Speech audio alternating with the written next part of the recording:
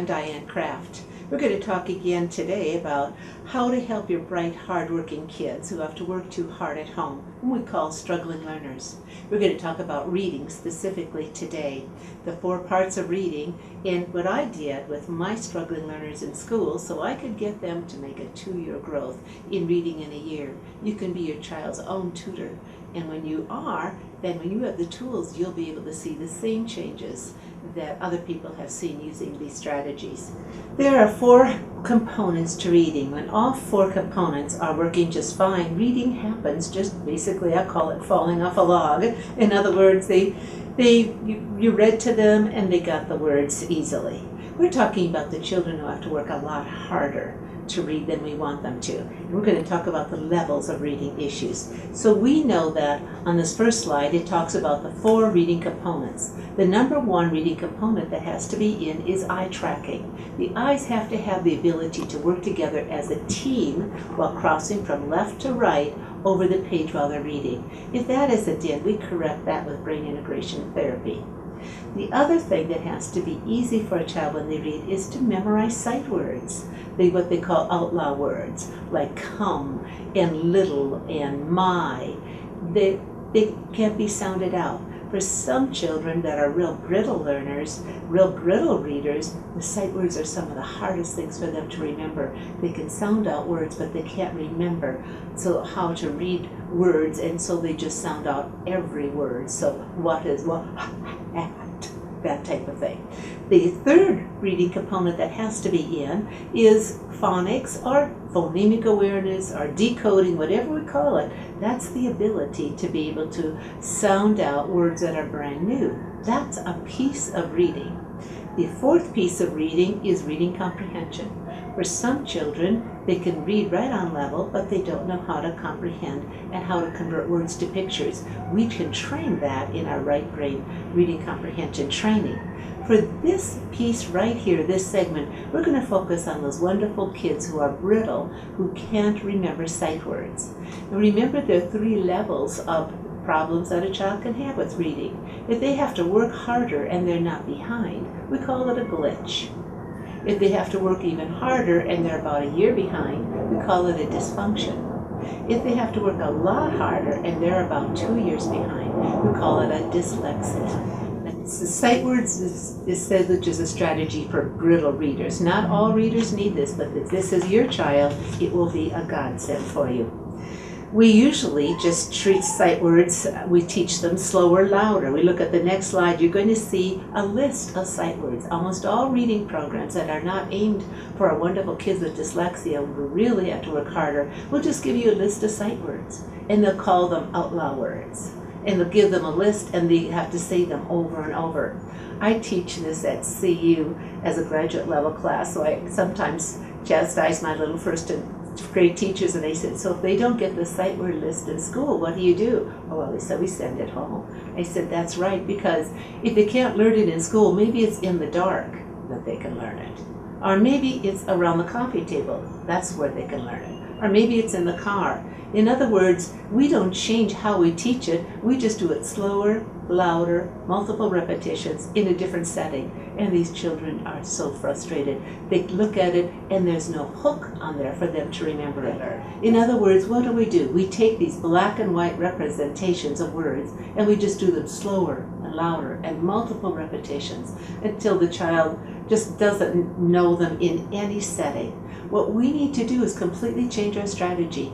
We need to add a right brain component to these left brain auditory words, and they get them right away, and they feel so smart. Let's look at what's going on in the brain. Let's look at this brain model. We know that Dr. Roger Sperry in 1981 received the Nobel Prize for his split brain research. What he found out is that the left brain holds the names of things, the right brain holds the pictures of things. So let's imagine that we have shown the child several times the sight words like my, and the and see, and the see it. What's supposed to happen after they look at it for a while is the left brain name is supposed to cross that midline or corpus callosum and cross over and say the right brain picture. Picture and sound are supposed to be the same. That isn't happening for these children. That's why I love to use brain integration therapy to make connections. But meanwhile, I want to teach them because the brain integration therapy is going to take me between 9 months and 12 months to absolutely make enough connections so they don't need these strategies. But I use these strategies right away so they feel smart immediately and can begin reading immediately. So what we're going to do is we're going to put right brain components on the left brain black and white data. We are going to take pictures and color and put it right on the left brain data and superimpose them. When we do, the child looks at it, takes a picture of it, and can remember the name right away. In other words, it's like going up a climbing wall. We're giving them more and more grippers so they don't look at the word and don't remember it, or you're giving them so many verbal cues that don't last very long, or they're crying when they see it, or they run away when you say, let's read a little bit. So let's just look at the word in my consultation practice. What I love to do is just write down a word in black and white, and I'll write the word like this slide says, city, C-I-T-Y, and I say to them, I hope you don't know this word. If you do, I'll have to find another one. And they'll say, oh yeah, I know it. It's and they say, oh, thank you. Then you'll see this next slide. This is what I do, putting the left and the right brain together. I say the word is city. They say, you see around the C how the cars and trucks are going around this letter C to get on the freeway? Do you see how the I is dotted with an airplane? They always remember the airplane. Do you see how the T is a tall building with all the windows? Do you see how the Y is a bridge with the cars going over and the bottom of the Y is under the bridge? And you might say, yeah, but you just told the word to them. Why, sure, but how many times do you tell the word to your child and they don't remember it? The next second they see it. That is a child with an auditory processing glitch, and that's what this is for. So then they look at the word city, and what we're going to do is we have them write it again and look at it again. Let's look at some more words that we have. In this sight word packet, we have all sorts of words. These were done by Brianna, who was very dyslexic. At age 8, she couldn't even spell her name. By the end of the year using these strategies, because she was reading on grade level, she just went on to college this year, and she got a scholarship, and she clept out of freshman English. So does this work? Absolutely it does. It's just a totally different way of teaching than you've ever thought to do before. Very inexpensive. So you'll see we do this for city, and here, and there, and what? Superimposing the pictures on the exact letters. So next time when they see the words without the pictures on it, they'll have some grippers. They say the story to themselves in their head and they remember it. After a while, they won't have to say the stories in their head.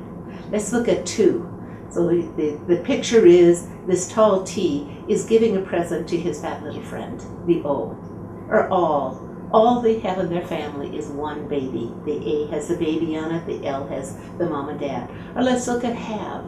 Have, the girl was saying, can I have that ice cream cone?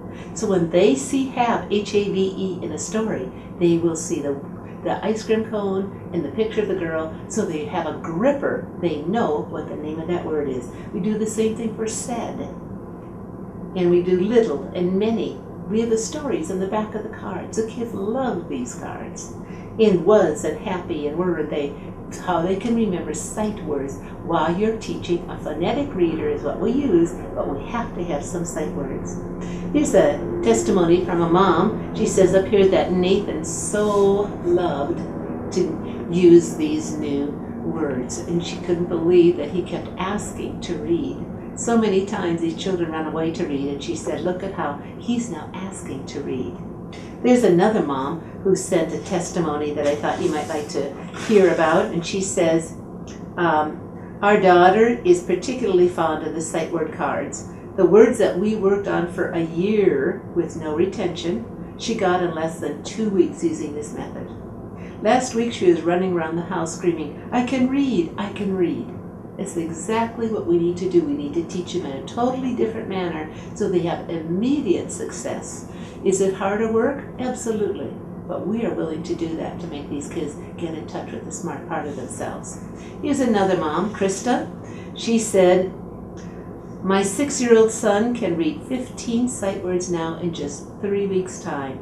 And he's getting a lot of his letter sounds for the first time. This is an answer to prayer. He could never do this before. So a totally different way of teaching than you've ever done before, a way that works is what we have found while we're doing the brain integration therapy to make connections, so by the end of the year we won't have to be doing this. That's the role that the sight words cards play for you. There we have a plan you can download at our website. It's called the Daily Lesson Plan for the Struggling Reader. It's exactly what I did in my 50-minute time that I had with my students in school, what I did every day to get the 2-year growth in reading. One of it is how to use these sight words. You will see other steps in that. And we have a little video presentation on the daily lesson plans also. Be sure to email me your results so that we know what's working and what isn't.